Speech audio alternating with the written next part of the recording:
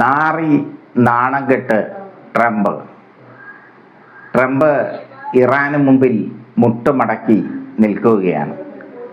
പാകിസ്ഥാനിൽ വെച്ച് ഇറാനുമായി നടക്കാനിരിക്കുന്ന ചർച്ചയിൽ US പ്രസിഡന്റ് ഡൊണാൾഡ് ട്രംപ് നേരിട്ട് പങ്കെടുത്തേക്കുമെന്ന് റിപ്പോർട്ട്. ഇറാനുമായി കരാറിലെത്താനായാൽ നേരിട്ടോ വെർച്വലായോ ട്രംപ് ചർച്ചയിൽ പങ്കെടുക്കുമെന്ന് റോയിട്ടേഴ്സ് റിപ്പോർട്ട് ചെയ്തു. ഇന്ന് നടക്കുമെന്ന് കരുതിയിരുന്ന ചർച്ച നാളത്തേക്ക് നീട്ടുമെന്നാണ് നിലവിലെ വിവരം. ഇതുമായി ബന്ധപ്പെട്ട സംഭാഷണങ്ങൾ മുന്നോട്ട് പോവുകയാണ്. നാളത്തേക്ക് ചർച്ച നടക്കുമെന്ന് കരുതുന്നു എന്ന് പാക് വൃത്തങ്ങളെ ഉദ്ധരിച്ചുള്ള റോയിട്ടേഴ്സിന്റെ റിപ്പോർട്ടിൽ പറയുന്നു. ചർച്ചയിൽ പങ്കെടുക്കുന്ന കാര്യം ഇറാനുമായി ചർച്ച ചെയ്യുകയാണെന്ന് വാർത്താ ഏജൻസി റിപ്പോർട്ട് ചെയ്തു.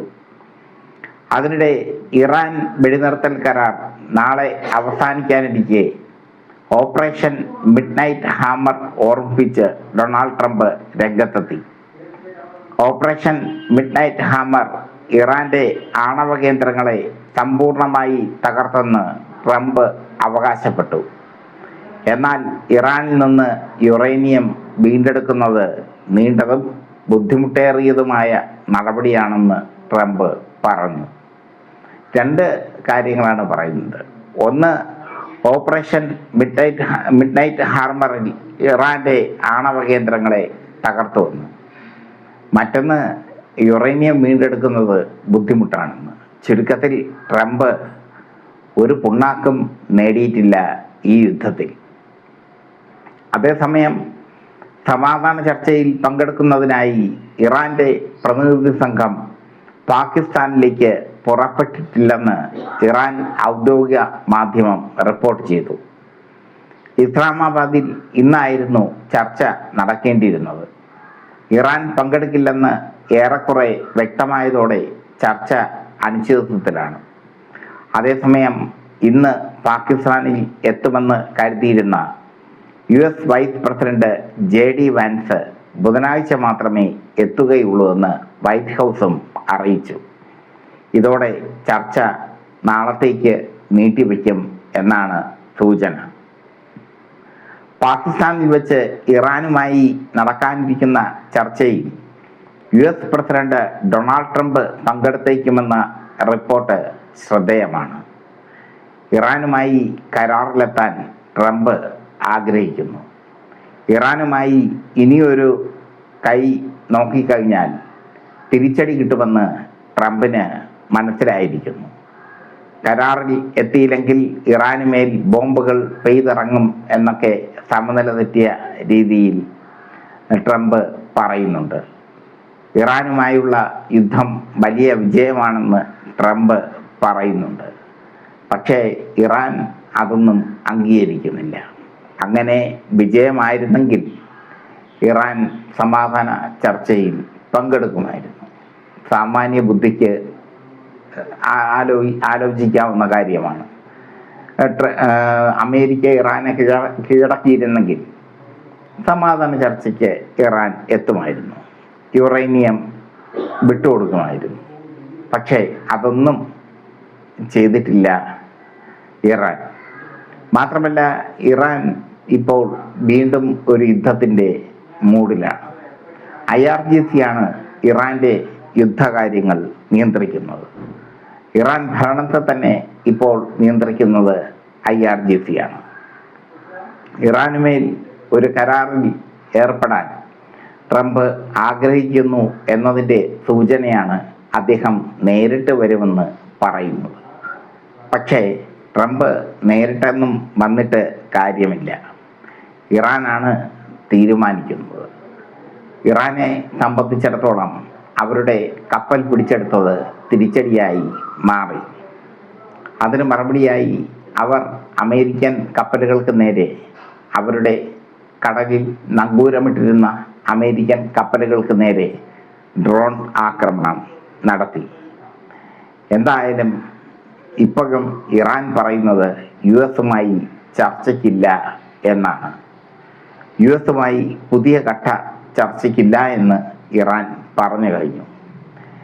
ഇതോടെ മേഖലയിലെ സംഘർഷം രൂക്ഷമാകും എന്നാണ് റിപ്പോർട്ട്. ട്രംപിനാകട്ടെ എങ്ങനെയെങ്കിലും യുദ്ധം അവസാനിപ്പിച്ചാൽ മതി എന്നാണ്. തുടങ്ങി വയ്ക്കുകയും ചെയ്തു, അവസാനിപ്പിക്കാൻ കഴിയുന്നതുമില്ല. ഇതാണ് ട്രംപിൻ്റെ അവസ്ഥ.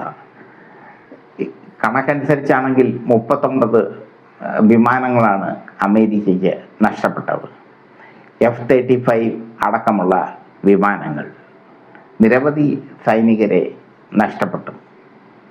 ഇറാനുമായുള്ള യുദ്ധം അമേരിക്കയെ സംബന്ധിച്ചിടത്തോളം ശക്തമായ തിരിച്ചടിയായി മാറി. 4 ദിവസം കൊണ്ട് ഇറാനെ കീഴടക്കാൻ ഇറങ്ങിയ ട്രംപിന് ഇതുവരയ്ക്കും അത് സാധിച്ചിട്ടില്ല. അതേസമയം ഇറാൻ്റെ പുതിയ പരമോന്നത നേതാവ് മുജ്തബ ഖൊമൈനിയുടെ വാക്കുകൾക്ക് ലോകം ചെവിയോർക്കുകയാണ്. മുജ്തബ ഖൊമൈനിയാണ് ഇനി തീരുമാനിക്കേണ്ടത് എങ്ങനെ, ഏത് രീതിയിൽ യുദ്ധം അവസാനിപ്പിക്കണമെന്ന്. യുദ്ധം തുടങ്ങിയപ്പോൾ ഇറാൻ പറഞ്ഞിരുന്നു, യുദ്ധം ആരംഭിക്കുന്നത് നിങ്ങൾ, അവസാനിപ്പിക്കുന്നത് ഞങ്ങൾ. മാത്രമല്ല, ഇറാൻ നഷ്ടപരിഹാരം ആവശ്യപ്പെട്ടിട്ടുണ്ട്. ആ നഷ്ടപരിഹാരവും കൊടുക്കാൻ ട്രംപ് തയ്യാറാണ്. ചുരുക്കത്തിൽ പരിപൂർണമായി അമേരിക്ക തോറ്റിരിക്കുകയാണ്. പരിപൂർണമായി അമേരിക്ക ഇറാനുമായുള്ള യുദ്ധത്തിൽ പരാജയപ്പെട്ടിരിക്കുന്നു. പണ്ട് വിയറ്റ്നാമിൽ അമേരിക്ക ഏറ്റുമുട്ടി. 50,000-ലധികം അമേരിക്കൻ സൈനികരാണ് വിയറ്റ്നാം യുദ്ധത്തിൽ കൊല്ലപ്പെട്ടത്. അഫ്ഗാനിസ്ഥാനിൽ അധിനിവേശം നടത്തി. ഒടുവിൽ ആ അധിനിവേശം നിർത്തേണ്ട അവസ്ഥയിലേക്ക് അമേരിക്കയ്ക്ക് എത്തിച്ചേർന്നു. ഇറാഖിൽ സദാം ഹുസൈൻ ഭരണകൂടത്തെ അട്ടിമറിച്ചു. പക്ഷേ അവിടെയും അമേരിക്കയ്ക്ക്